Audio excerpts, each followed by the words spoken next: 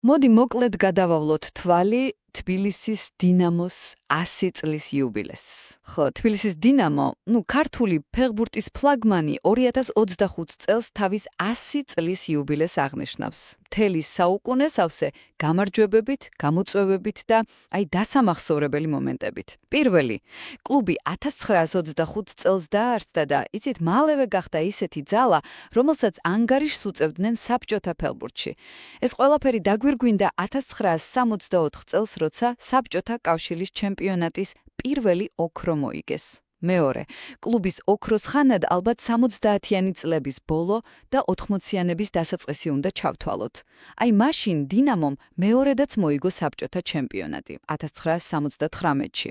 ორჯერ აიღო საბჭოთა თასი 66-ში და 79-ში და რაც მთავარია, ისტორიულ წარმატებას მიაღწია 81-ში.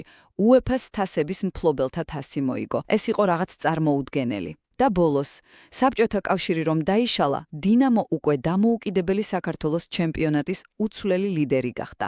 უამრავი ტიტული მოიპოვა და დღემდე რჩება ქართული ფეხბურთის მთავარ სიმბოლოდ, რომელიც თავის საუკუნოვან ისტორიას აღნიშნავს. თბილისის დინამოს 100-წლიანი ისტორია ნამდვილად ქართული ფეხბურთის სიამაყე და ძალიან მდიდარი მემკვიდრეობაა.